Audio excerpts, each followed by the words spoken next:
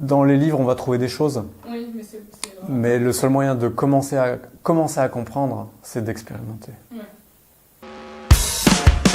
Crash, bum, clash, talk, hit, stumble, struggle, crash, bum, clash, talk, hit, stumble, struggle, crash, bum, clash, talk, hit, stumble, struggle, crash, bum, clash, talk, hit, stumble, struggle, crash. Un musicien, je pense au jazz en particulier, il va apprendre des gammes. Pendant 10 ans, 15 ans de conservatoire, il va apprendre des gammes, il va connaître toutes ces gammes par cœur. Il va savoir les jouer dans tous les sens. Il va les monter, les descendre, les croiser, machin. Et il y a un moment où il va complètement s'ouvrir et les gammes, il ne sait plus quelle note il joue. Voilà. Et là, il est dans la musique. Il est dans l'expression. Il y a un sentiment ou une émotion profonde qui sont exprimés directement dans la musique, sans passer par le mental. Ouais. Et ça, c'est magique. C'est à partir de là où il se passe quelque chose de magique. Et en Ayurveda, c'est la même chose. On rencontre quelqu'un, on est en consultation ou en soins, et le mental disjoncte. Ça se fait pas en 10 secondes, ça se fait pas sur commande. Mais au moment où il y a une connexion directe avec la personne. Ça passe plus par le mental, et on comprend la personne. Ouais. On voit ces 5 éléments, on voit ces 3 doshas, et on arrive à comprendre dans quel sens il faut aller. Et on voit aussi Sattva, Rajas, Tamas, on voit les 3 choses, mais on ne peut pas les nommer puisque le mental n'est pas vraiment là. Ouais. Et des fois, on peut aller chercher un tout petit peu de mental pour communiquer, pour aller chercher des plantes. Ah oui, telle plante, elle est pas mal. Ah oui, tel son, il va être pas mal. Et hop, après, on revient dans l'intuition. Et en massage, c'est encore plus simple. On pose les mains et l'intuition est là. Et les mains vont toutes seules. Et le samkhya, c'est ça, c'est comprendre qu'on est tous connectés. D'accord. On a tous, je pense vraiment, on a tous des expériences inexplicables d'intuition où, ah tiens, je pense à quelqu'un, et puis 5 minutes après, il m'appelle. C'est juste parce qu'on est, à des moments, on est un peu plus ouvert que d'autres. Ouais. Mais on fait tous partie de cette trame. Et qu'est-ce qui nous recouvre cette intuition? C'est notre mental. Le mental qui est l'outil de l'ego. Oui. Voilà. Mais c'est le mental qui est toujours en train de penser, qui remplit l'espace. Et c'est pour ça qu'on est obligé de faire des efforts de yoga, de méditation, pour forcer le mental à se calmer. Le piège, c'est que l'ego peut comprendre ce qui se passe et nous faire croire qu'il a calmé son mental. Alors qu'il est encore plus présent que jamais, mais sauf qu'il nous fait croire qu'il est moins là qu'avant. Voilà. Et on est dans un excès de rajas au lieu d'être dans une clarté. Ouais, c'est vachement compliqué. Comment tu définirais l'Ayurveda avec tes propres mots? Simplement. C'est une grille de lecture. Ouais. Une grille de lecture de la vie. Ayurveda, c'est-à-dire la science de la vie. Veda, c'est la connaissance et Ayur, c'est la vie. Donc c'est juste comment fonctionne la vie. Faut pas non plus faire l'erreur de considérer que l'Ayurveda s'applique aux humains. Oui. J'insiste là-dessus, l'Ayurveda, c'est une énumération de comment s'organise la vie. Tout simplement. Oui, ça peut s'appliquer à tout. Voilà, Oui. ça peut s'appliquer à tout. C'est pas religieux, c'est pas dogmatique. Ouais. Voilà, c'est comme E égale MC2, c'est une loi physique. Et l'Ayurveda, c'est une compréhension physique et métaphysique de l'univers. Et nous, on fait partie de ça, mais avant qu'il y ait des humains sur Terre, et peut-être même avant qu'il y ait la Terre, les lois de l'Ayurveda s'appliquaient déjà.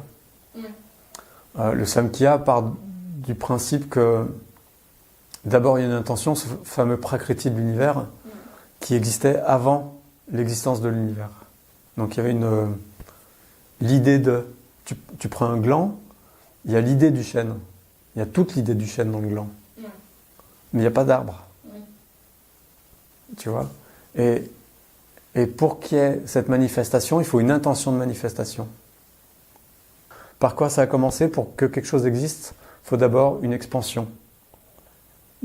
D'accord? Ouais. Et l'expansion, c'est le premier élément, c'est Akasha, l'espace. Rien ne peut exister s'il n'y a pas d'espace. Il ne peut pas y avoir de vie, il ne peut pas y avoir de mouvement, il ne peut pas y avoir de chaleur. Ouais.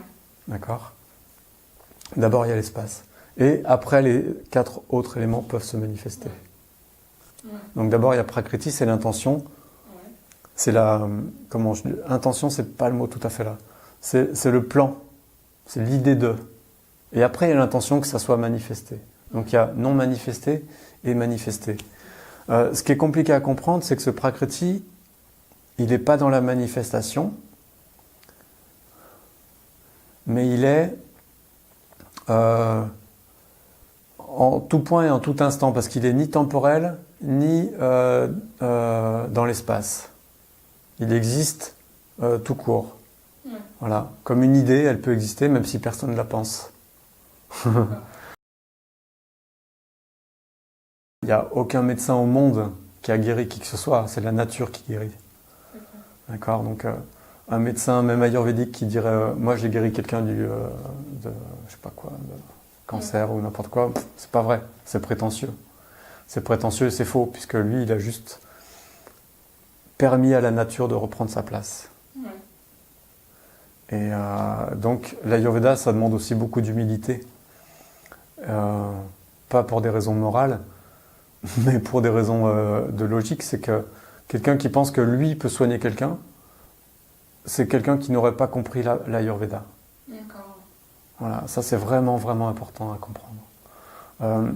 C'est écrit dans les textes d'Ayurveda, dans le Charaka Samhita, ne te sens jamais responsable, ni de... Je transforme un peu, mais le message c'est ça, ne te rends jamais responsable, ni de la réussite, ni de l'échec d'un traitement.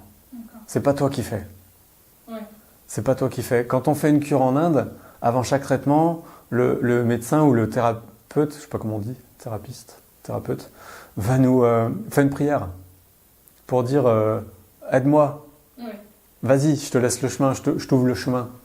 Voilà. D'accord. Mais c'est la nature qui soigne. C'est la nature qui tue, c'est la nature qui fait vivre, c'est la nature qui soigne. Ouais. Et nous, on est là, on est passif en fait, on observe et on accompagne ça. D'accord, on est le pilote d'un avion, et encore, mais c'est pas nous l'avion. Un pilote, c'est pas lui qui fait voler, c'est l'avion qui fait voler. Et c'est la nature qui soigne. Et si on donne une plante et que la personne va mieux, ben c'est que la nature a retrouvé son alchimie, et grâce à cette union, il y a la santé qui revient, la santé naturelle qui revient. Ouais. Voilà, ça c'est l'Ayurveda.